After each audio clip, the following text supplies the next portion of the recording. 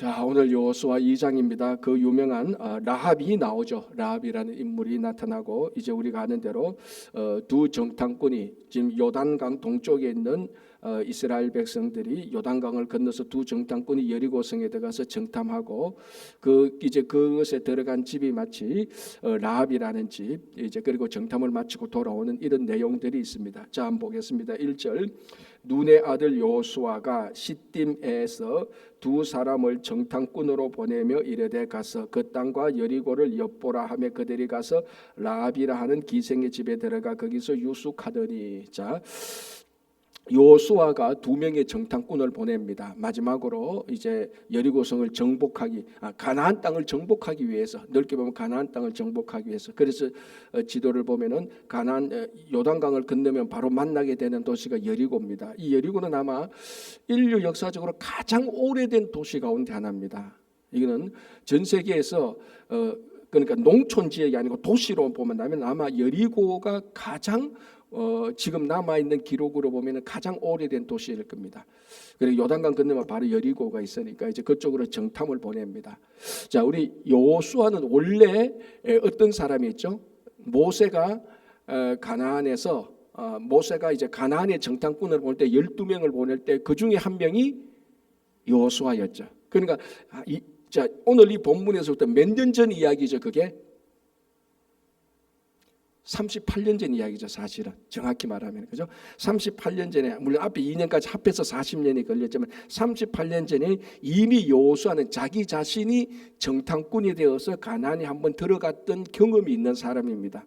그러니까 정탐꾼이 되어서 경험이 있던 여호수아가 이제 최고의 리더가 되어서 한 번 더 가나안을 정복하기 위해서 정탐꾼을 보냅니다. 그러면 여호수아는 38년 전에 우리가 그 정탐 얘기를 알지 않습니까? 10명의 정탐꾼이 악평을 했고 자기와 갈렙 두 사람만 하나님의 약속을 믿고 정탐을 했던, 그리고 돌아와서 그 하나님의 약속에 대한 고백을 했던 그 사람 중에 한 명이었고, 이 자기와 갈렙만이 1세대 가운데서 가나안에 들어갈 수 있었던 두 사람이었습니다. 그러니까 여호수아는 정탐의 목적이 무엇인지, 왜 정탐해야 되는지, 무엇을 정탐해야 하는지를 정확히 누구보다도 가장 정확히 아는 사람입니다. 자, 그래서 오늘 본문을 보십시오. 중간에 정탐꾼에게 보내면서 가서 이렇게 말합니다. 그 땅과 여리고를 엿보라 하고 말합니다. 그게 뭡니까? 정보를 가져와라 이 말입니다. 잘 살펴보고 오라는 겁니다. 이 말은 우리가 38년 전에 가나안 정탐할 때도 제가 누누이 강조했던 것하고 똑같습니다. 가나안 정탐의 목적은 우리가 이 땅을 차지할 것인지 안 할 것인지, 이 땅에 들어가야 될지 못 들어갈지, 그걸 정탐하는 것이 아니다 그랬습니다. 당연히 들어가서 그 땅을 차지하는 것은 기존 사실입니다. 그러면 뭘 정탐하느냐? 그 정탐할 때 우리가 어느 길로 들어가면 좋을지, 어떻게 들어가면 좋을지, 작전을 어떻게 달지, 이 정보에 대한 정탐이지, 야, 우리가 들어갈 수 있겠어? 없겠어? 저 땅을 차지할 수 있겠어? 없겠어? 거기에 대한 정탐은 아예 아닙니다. 그건 이미 38년 전에 여호수아와 갈렙 그리고 나머지 10명의 정탐 사실에서 하나님께서 분명히 결정을 내려놓고, 아니 그 이전에 하나님께서 이 땅은 약속의 땅으로 이미 주신 땅입니다. 이미 주신 땅을 가지고 우리가 정복할 수 있겠어 없겠어, 이거는 하나님의 약속 자체를 믿지 않는 것이죠. 여호수아는 거기에 대해서는 일체 이견이 없습니다. 이 땅은 당연히 우리가 차지하는 거야. 자기가 이미 38년 전에 정탐을 했던 사람입니다. 그래서 두 명의 정탐꾼을 보낼 때 좀 해석해서 말하자면, 너희들이 가서 이 땅을 우리가 차지할 것인지 안 할 것인지 그거는 염두에 두지 마. 이건 당연히 우리가 차지할 거야. 그러나 가서 어떻게 차지할지, 어떻게 우리가 언제 들어가면 좋을지, 작전을 어떻게 짜, 그거 보고 와. 그러면 내가 작전을 짰게. 뭐 이 말하고 같은 겁니다. 그래서 그 땅과 여리고를 엿보라 했습니다. 그래서 하나님께서 이스라엘 백성들이 주신 그 땅에 대한 확신이 여기서 또 한번 그 여호수아를 나타나는 겁니다. 이게 바로 우리가 신앙 아니겠습니까? 그죠? 늘 신앙생활하면서 하나님께서 우리에게 주신 약속과 이런 것들을 늘 의심하고, 어떤 사람은 아예 의심이 아니고 아예 그에 대한 생각조차도 없습니다. 그건 정말 신앙이 아닙니다. 신앙이라는 것은 우리가 하나님께서 우리에게 주신 약속을 늘 생각하고 그 약속을 사모하고 그 약속이 우리 삶에서 이루어지고 있는 것을 기뻐하고 그리고 그 약속에 따라서 우리가 해야 될 일을 하는 것, 이것이 신앙이라는 것입니다. 그렇죠? 자, 이제 이렇게 해서 여리고로 들어갔는데 이 두 명의 정탐꾼이 들어간 곳이 라합입니다. 우리가 뭐 너무나 잘 아는 사람이기 때문에 라합은 삼중적으로 세 가지로 아주 미천한 사람입니다. 첫 번째는 뭡니까? 이방인이었죠. 두 번째는 뭡니까? 여인이었습니다. 그 당시 여자는 항상 남자보다 미천이고, 세 번째가 이제 결정적 기생인데, 사실은 이거 뭐 요즘 말하면은 뭐 맨하탄의 바에서 술 파는 바에서 뭐 술 파는 이 정도가 아니고 사실은 창기하고 같은 여인으로 보면 되는 것입니다. 그러니까 그 집에 왜냐 여리고성이, 자, 이 당시 여리고성이 굉장히 견고한 성이고 사람이 출입이 많았습니다. 이제 그 중에 이제 이런 이제 술집 같은 것을 마련하고 거기서 주인을 하고 있었죠. 이게 바로 라합이라는 것입니다.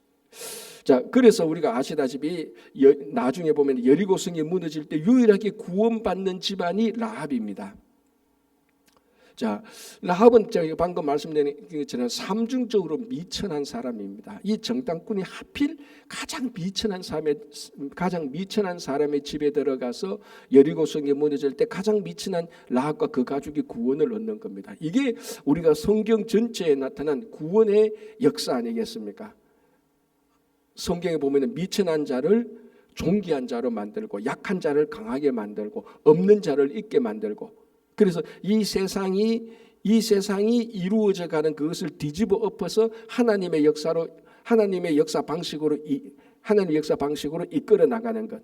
그래서 마리아가 기도할 때 미천한 자를 높이 섰다라고 이렇게 하고, 나중에 한나가 기도할 때도 자기가 미천한 자였는데 하나님께서 이 미천한 자를 존귀하게 올렸다라고 말을 합니다. 그래서 바로 이게 하나님께서 하나님의 구원의 역사의 전형적인 모습입니다. 바로 이 하나님의 구원의 역사, 이것 때문에 미천한 우리들이 구원을 받는 겁니다. 그죠?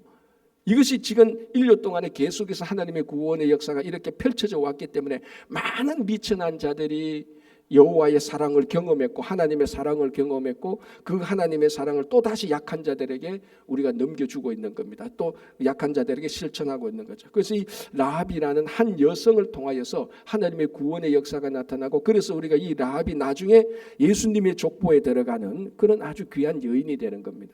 그리고 여러분, 예수님의 족보라는 것이 마태복음을 보면 예수님의 족보는 왕의 족보입니다. 그죠? 그게 아브라함과 다윗의 역사라, 다윗의 세계라 그래서 했는데, 이 다윗은 이스라엘 백성들이 가장 존경하는 왕 아닙니까? 그 왕의 족보에 가장 미천한 이방인들이 있었는데 그게 라합이었고, 앞에 보면 또 다말이었지 않습니까? 그런데 이 라합은 보면은 우리가 보면은 이방 여인이라는 차원도 있지만 말할 수 없는 왕족의 창기가 있었다는 겁니다. 우리 같으면 아마 그 족보에서 그 여인의 이름을 빼도 됐었을 것입니다. 그럼에도 우리가 마태복음 1장을 보면은 이 이방 여인이었고 창기였던 라합의 이름을 빼지 않고 그대로 똑같이 기록해 놨습니다. 왜냐하면은 이 라합을 통하여서 일어난 구원의 역사가 위대하기 때문에. 그러니까 이 라합이라는 한 사람을 보면서 아주 미천한 여인을 보는 것이 아니고 이 미천한 여인을 통해서 역사하신 하나님의 구원을 보는 것입니다. 우리는. 근데 이런 미천한 사람까지도 하나님께서 들어 썼다는 겁니다. 하나님의 가장 위대한 구원의 역사를 통해서.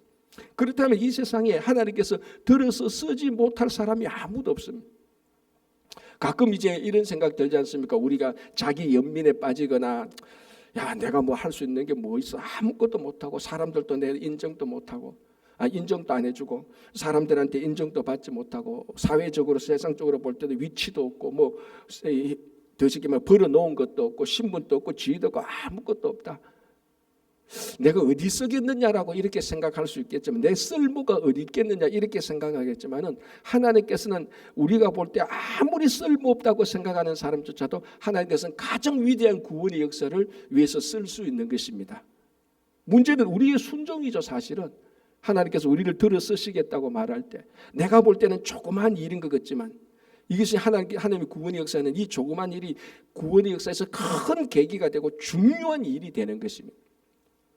그게 우리가 매일매일 살아갈 때, 하나님의 구원의 역사에 순종해서 살아갈 때 이런 일이 또 일어나는 것입니다. 자, 한번 보겠습니다. 2절에 어떤 사람이 여리고 왕에게 말하여 이르되, 보소서. 이 밤에 이스라엘 자손 중에 몇 사람이 이 땅을 정탐하러 이리로 들어왔나이다. 여리고 왕이 라합에게 사람을 보내어 이르되 너에게로 와서 너의 집에 들어간 그 사람을 끌어내라. 그들은 이 온 땅을 정탐하러 왔느니라. 자, 이제 이스라엘 사람 두 사람이 라합 집에 들어간 것을 누가 유심히 봤습니다. 자, 이 여러분 한번 생각해 보십시오. 지금 라합의 이 가게에는 많은 사람이 들락달락합니다. 그죠? 기생이니까 그 집에. 자, 그런데 어떤 사람이 유심히 보는 겁니다.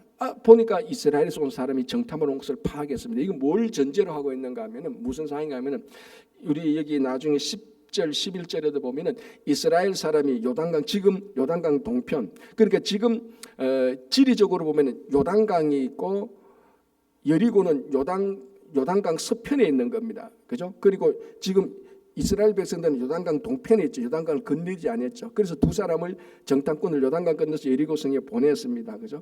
자, 그런데 이 요단강을 서편에 있는 여리고의 사람들이 요단강 동편에 있는 이스라엘 사람들에 대한 소문을 이미 다 듣고 있었습니다. 그러니까 여러분, 예나 지금이나 인터넷이 아무리 발달해도 제일 빠른 것은 입소문입니다. 이거는 능가할 수가 없어요. 카톡이 있어도요, 입소문만큼 빠르진 않은 것 같아요. 하여튼 제일 빨라요. 그때도 이 소문이 들어갔는데 그 중에 특별한 것은 이제 좀 이따 보겠지만 이 이스라엘의 하나님께서, 이스라엘을 지키는 여호와 하나님께서 아모리 왕 시온과 바산한 옥을 물리치게 했다는 이 사실이 그 당시 중동에서 엄청난 화제였습니다. 엄청난 화제. 어떻게 한 민족이, 애굽에서 나온 한 민족이 이 제대로 민족과 국가도 만들지 못한 이 그룹의 사람들이 아모리 왕 시온과 바산한 옥을 물리칠 수 있느냐, 그게 큰 화제였습니다. 이게 요단강을 건너서 여리고성에도 다 퍼졌단 말이에요. 그런데 그러니까 여리고성 사람들이 그걸 경계하고 있지 않습니까? 야, 저 사람이 요단강을 건너서 우리에게 쳐들어올 수 있다라고 경계령이 있는 상태입니다. 그래서 여리고의 왕이 경계령을 내렸습니다. 항상 조심하고 있어라. 이스라엘 사람들이 언젠가 요단강을 건너서 우리를 공격하러 올 것이다. 그런 경계령 속에서 가만히 보고 있는데 어떤 이스라엘 사람으로 보이는 두 사람이 라합의 집에 딱 들어간 겁니다. 이게 이제 신고가 들어간 거죠. 신고가 들어서 여리고 왕이 군사를 보내는 것 아닙니까? 그게 이제 3절 4절에 있는 겁니다. 자, 다시 3절 볼게요. 여리고 왕이 라합에게 사람을 보내어 이르되 너에게로 와서 내 집에 들어간 그 사람을 끌어내라. 그들은 이 온 땅을 정탐하러 왔느니라. 4절 그 여인이 그 두 사람을 이미 숨긴지라. 이르되 과연 사람들이 내게 왔었으나 그들이 어디로 왔는지 나는 알지 못하였고 그 사람들이 어두워 성문을 닫을 때쯤 나갔으니 어디로 갔는지 내가 알지 못한다. 지금 급히 따라가보라. 자, 라합이 이 두 사람을 자기 집에 숨겨놓고 왕이 보낸 군사들을 따돌리고 있습니다. 자, 우리 이거를 볼 때 라합이 지금 굉장히 대담하고 굉장히 지혜롭게 말을 하고, 그리고 이 사실에 대해서 이 두 정탐꾼을 자기 집에 숨겨서 두 정탐꾼을 살리기 위해서 지금 라합은 자기 목숨을 걸고 있는 겁니다. 그래서 이 두 군사가 어떤 군사입니까? 여리고의 왕이 보낸 군사입니다. 그런데 이 왕이 보낸 군사에게 거짓말로 군사들을 따돌리는 거죠. 이거 나중에 발각되면 어떻게 됩니까? 최소한 우리말 감옥에 갇히는 거죠, 그죠? 잘못하면 이걸로 인해서 처형될 수도 있는 것이고, 그걸 라합이 모를 리가 없죠. 왜냐하면 라합이라는 것은 기생이라는 것은 우리도 전체적인 게 있잖아요. 기생이라는 것은 세상 논리에 딸고 따랐습니다. 어디가 이익이 있고 어디가 손해가 있고 어떤 사람에게 잘 보이면 권력을 쥐고 있고 어떤 사람은 필요 없고 세상 논리에 바사한 사람입니다. 사람들 사이에 치였기 때문에. 자, 그런데 이런 라합이 왕이 보낸 군사의 명령을 거절한다? 이건 일반적으로 일어날 수 없는 사실이에요. 이거는 자기 목숨을 걸지 않고는 이렇게 못하는 겁니다. 굉장히 대담하고 목숨을 걸고 그리고 지혜롭게 잘 말을 해서 이 군사들이 일체의 의심의 여지도 없이 라합의 말을 듣고 그대로 행하는 겁니다. 라합이 아주 연기도 잘했으리라고 이렇게 보게 되는 겁니다. 이렇게 볼 수도 있겠죠. 자, 그렇다면은 라합은 왜 이런 일을 했느냐? 우리가 그 내용들은 다 잘 알죠. 라합이 바로 하나님에 대한 믿음이 생겼고 그 믿음대로 행하기 때문에 이런 일이 이제 생기게 되는 겁니다. 그죠? 자, 6절을 보겠습니다. 6절 7절 보겠습니다. 이렇게 되어 있습니다. 6절 그가 이미 그들을 지붕에 올라가서 그 지붕에 버려놓은 3대에 숨겼더라. 그 사람들은 요단 나루터까지 그들을 쫓아갔고 그들을 뒤쫓는 자들이 나가자 곧 성문을 닫았더라. 완벽하게 라합은 이 두 사람을 보호했고 군사들을 따돌렸고 왕명을 거절한 이런 경우가 되는 겁니다. 자, 우리가 다시 타임머신을 타고 그 시대로 돌아가 보면은 라합이 지금 여기서 이 두 사람을 군사들에게 넘겨준다면 라합은 그 여리고성에서 출세가 보장됩니다. 그리고 아마 그 가게는 훨씬 더 잘 될 거죠. 그리고 왕으로부터 아마 보호받는 특별히 어떤 보호받는 그런 가게가 될 수 있을 겁니다.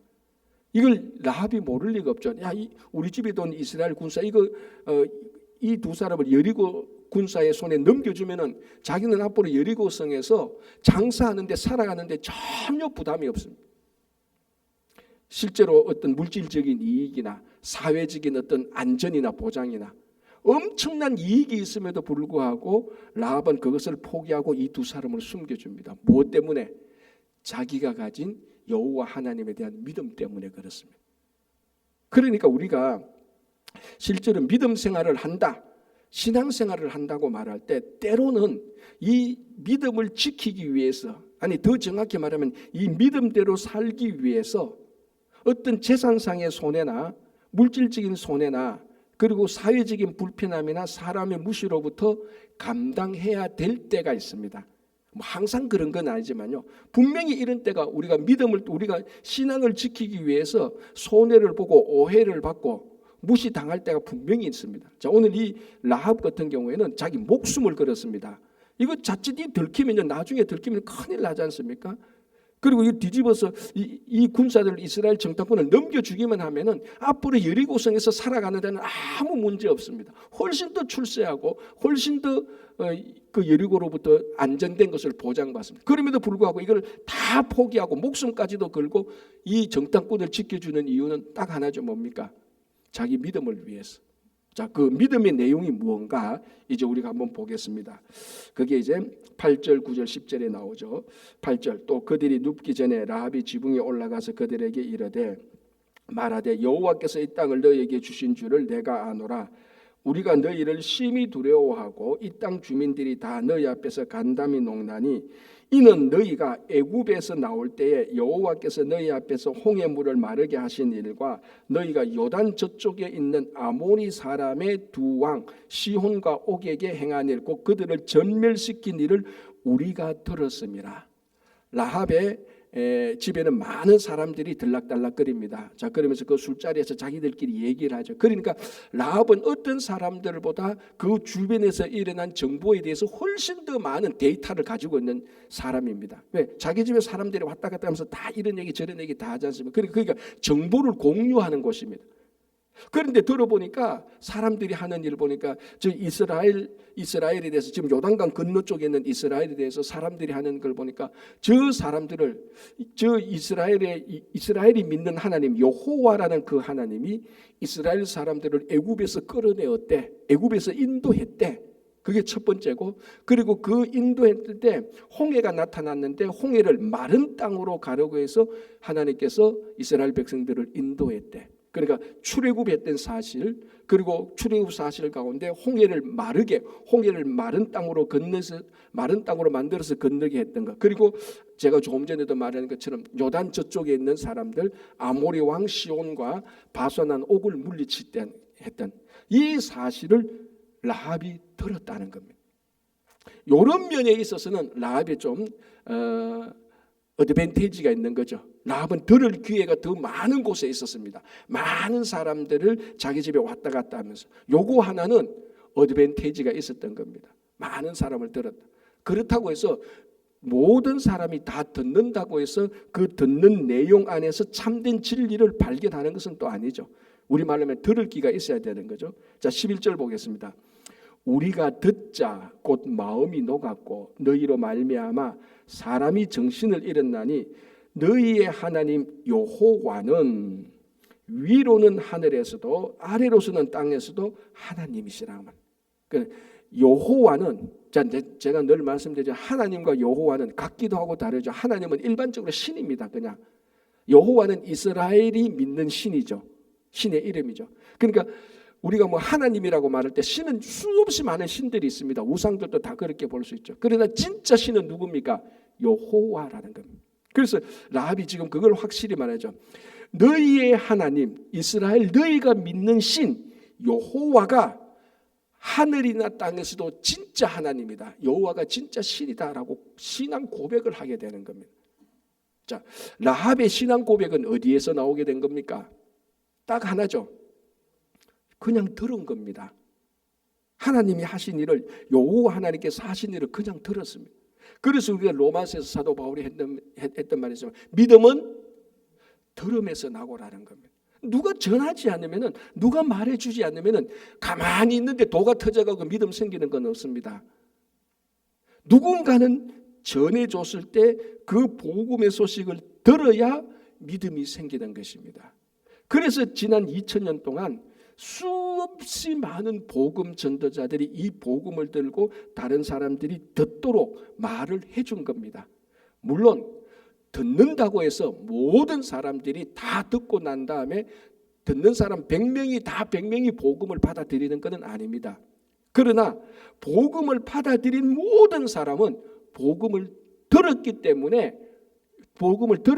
믿게 되는 것입니다. 그래서 전하는 자가 없으면 누가 믿겠습니까? 오늘 그 모습이 그대로 나타납니다. 자, 10절 끝부분에도 이렇게 되어 있죠. 전멸시킨 일을 우리가 들었음이라. 11절에 우리가 듣자. 지금 라합은 계속해서 자기가 여호와 하나님을 고백하게 된 원인이 뭐냐면 들었다라고 얘기를 하는 겁니다. 그래서 듣는 것이 너무나 중요하고 들으려면 누군가는 듣도록 얘기를 해줘야 되는 겁니다. 그게 오늘날 교회와 성도가 가진 가장 중요한 사명이죠. 복음을 전하는 겁니다. 그래서 우리가 여러 가지 복음을 전하기 위해서 단기 선교도 가기도 하고 여러 행사도 하고 사역도 하고 주일학 행사를 통해서 간접적으로 복음을 전하기도 하고 이렇게 하고 그래서 우리가 추수감사절에 친구 초청 잔치를 해서 또 어쨌거나 교회에 한번 들어와서 교회를 보게 하고 복음을 듣게 하도록 우리가 하는 것 이것이 바로 교회와 성도가 끊임없이 예수님 오실 때까지 끊임없이 해야 되는 사역들입니다. 교회와 성도는 어쨌거나 세상에게 이것이 복음이다라는 것을 이분이 예수님이고 예수님이 메시아라는 것을 계속해서 우리는 그것을 전파해야 되는 겁니다. 그렇다고 듣는다고 해서 100명이 다 믿는 건 아니지만 듣는 사람 가운데 믿는 자가 생기는 겁니다. 그렇죠? 자, 그래서 11절에 우리가 듣자 곧 마음이 녹았고 너희로 말미암아 사람이 정신을 잃었나니 너희 하나님 여호와는 너희의 신 너희들이 믿는 신 여호와는 그 신이야말로 하늘과 땅의 진짜 신이다라고 고백을 하는 것입니다. 자, 그 다음에 보겠습니다. 12절 그러므로 이제 청하노니 이제 여호와는 라합은 완전히 믿음이 생겼습니다. 그러므로 이제 청하노니 내가 너희를 선대하였은즉 자 라합이 두 정탐꾼을 선대했다. 이게 선대는 헤세드거든요. 긍휼을 베풀었다. 자비를 베풀었다. 이 말은 자비를 베풀었나니 12절에 너희도 내 아버지의 집을 선대하도록 여호와로 맹세하고 내게 정표를 내라 겁니다. 지금 라합이 굉장히 말을 부드럽게 합니까? 강하게 합니까? 굉장히 강하게 하죠. 뭐라고 해요? 내가 너희들을 살려줬지 않느냐? 우리말로 하면 좀 약간 제가 좀 우스갯소리하면 내가 나 지금이라도 신고할 수 있어? 이 말이 지금이라도 신고할 수 있는 나 너희들을 살려준다. 대신 너희들도 나를 살려달라. 언제? 너희들이 이 땅을 정복하러 올 때 이 땅은 그러니까 라합은 이스라엘 백성들이 여리고를 정복하면 정복될 것이라고 믿고 있는 여자입니다. 왜?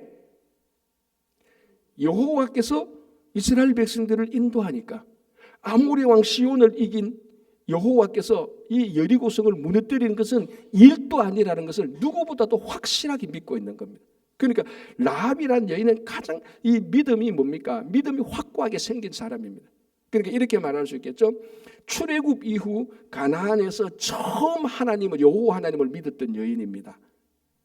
마치 우리가 사도 바울이 복음을 전할 때 그 마게도니아로 건너와서 도하러 때 마게도니아로 건너가서 복음을 전했을 때 빌립보 지방에 가서 제일 처음 복음을 전했을 때 복음을 들었던 사람이 누굽니까?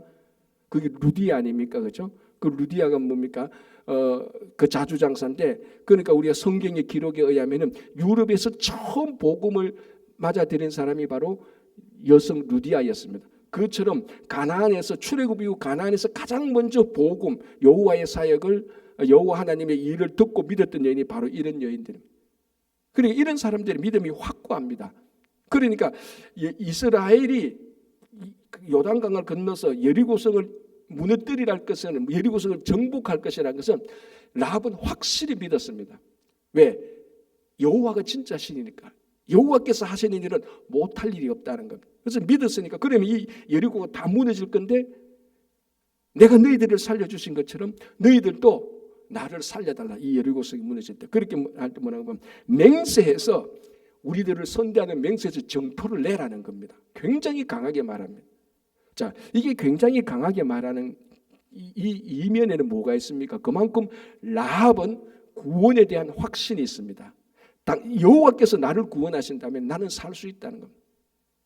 이런 라합의 구원에 대한 간절함과 확실함은 우리는 여기서 엿볼 수 있는 겁니다. 그죠? 자, 또 한 번 더 보십시오. 13절에 그리고 나의 부모와 나의 남녀 형제와 그들에게 속한 모든 사람을 살려주어 우리 목숨을 죽음에서 건져내라. 그러니까 14절 그 사람들이 그에게 이르되 너가 우리의 이 일을 누설하지 아니하면 우리의 목숨으로 너희를 대신할 것이요. 이 말은 뭡니까? 우리가 목숨을 걸고 너를 살려줄 것이다. 대신 이 일을 발설하지 말라. 우리가 여기 왔고 앞으로 어떻게 할 것은 일체 발설하지 말라. 그럼 우리가 이 땅을 정복할 때 우리가 너를 살려줄 것이다. 이 말이 굉장히 비장하잖아요. 지금 이 두 사람은 무엇을 걸고 지금 얘기합니까? 두 사람 다 목숨을 걸고 얘기하는 겁니다. 자, 이 목숨을 걸고 얘기하는 내용이 뭡니까? 우리를 살려달라, 우리를 구원하라는 겁니다. 그만큼 이 라합은 구원에 대한 간절함과 열망과 확신이 있는 겁니다. 자, 오늘날 우리 성도들은 이런 구원에 대한 확실함과 간절함이 있습니까? 가끔 저는 이런 생각이 들어요. 제 자신도 보면은 목회를 하다 보면 좀 힘들고 피곤하고 어떨 때는 짜증 날 때도 있잖아요. 그죠? 저도 사람인데 여러분들한테 일일이 말을 안 해서 그렇지. 자, 그때마다 어떻게 해서 이것을 내가 오버컴할 수 있을까? 여러 가지 방법이 있겠죠. 그러나 가장 근본적인 방법은 진짜 하나밖에 없습니다. 내가 구원받은 사실에 대해서 확신하고 이 사실에 감사함으로 말미암아 내 삶에 일어나는 세상적인 불편함과 짜증은 다 극복될 수 있는 겁니다. 왜? 이것이 가장 중요한 것이잖아요. 그렇지 않습니까? 이 구원받은 이 사실이 가장 중요하고 가장 감사한 이거 하나만 해도 우리는 우리 주변에서 내게 일어나는 불편함과 손해를 다 충분히 진짜 극복할 수 있는 겁니다. 그런데 그게 극복이 왜 안 되느냐? 이 라합만큼 구원에 대한 간절함과 열망이 없는 겁니다. 구원에 대한 확신도 없고 구원에 대한 기쁨조차도 없는 겁니다. 구원에 대한 감사조차도 없는 거예요. 그러니까 약간 짜증나는 일에 대해서, 약간 불편한 일에 대해서 막 인생이 막 흔들리는 겁니다. 진짜 구원의 심지가 확실한 사람은 그런 일 때문에 인생이 흔들릴 리가 없죠. 그래서 오늘 우리가 이 라합을 볼 때 자기가 정말 구원받기 위해서 이 정탐꾼에게 목숨을 걸고 지금 흥정을, 이 나쁜 흥정이 아닙니다.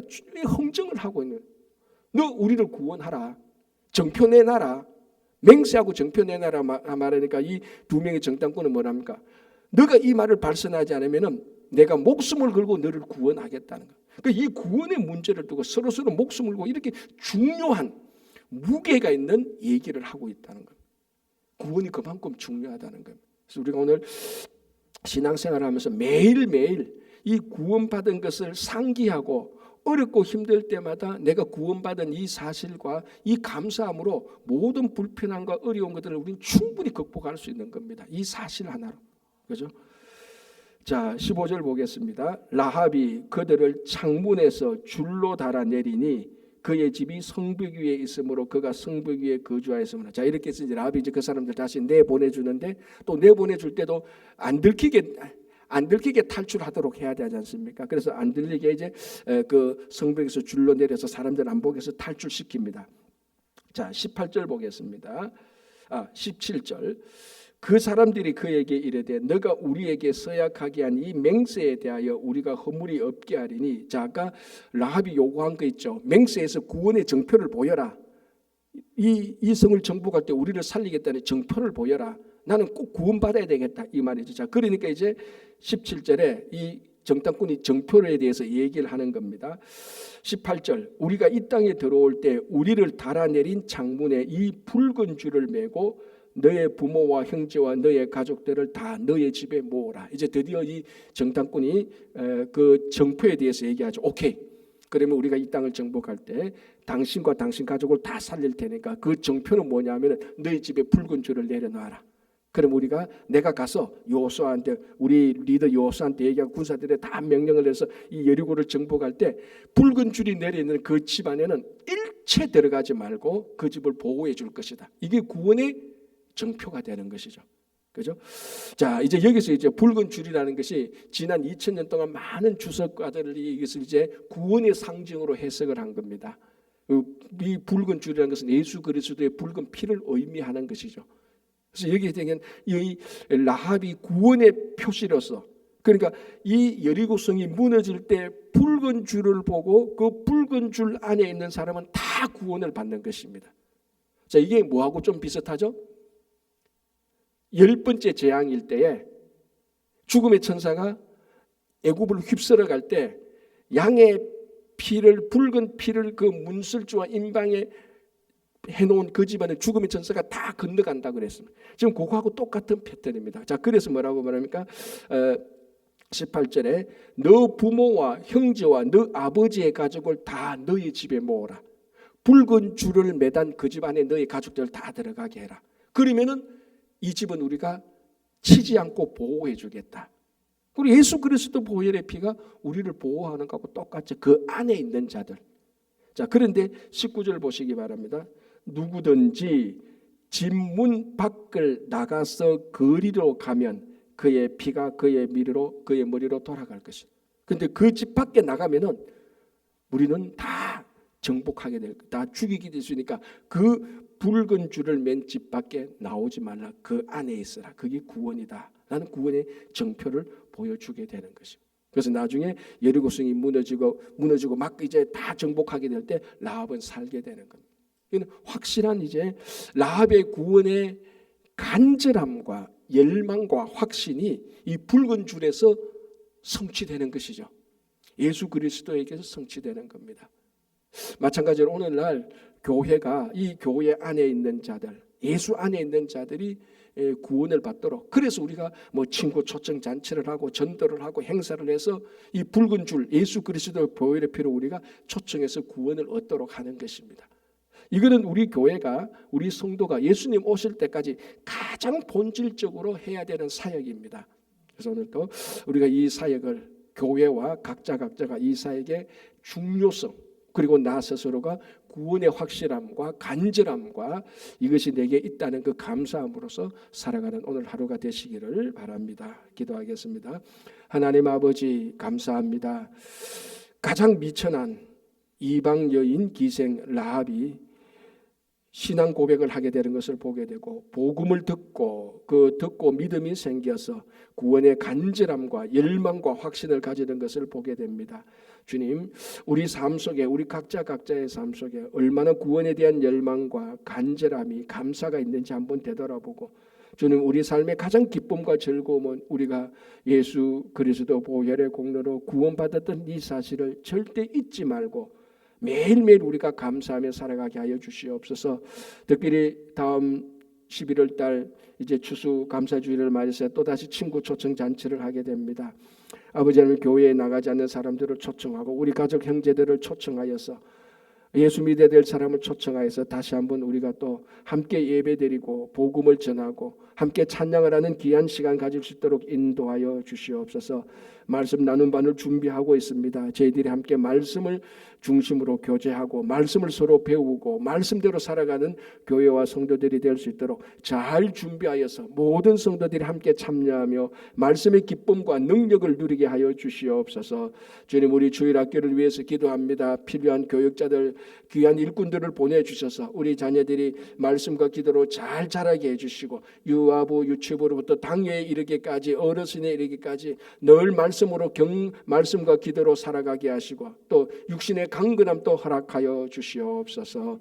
오늘 또 우리의 삶을 주님께 맡길 때 우리의 가정과 일터와 자녀들과 교회 위에 그리고 온 세계 위에 주님께서 함께할 것을 믿으며 예수님의 이름으로 기도하옵나이다. 아멘.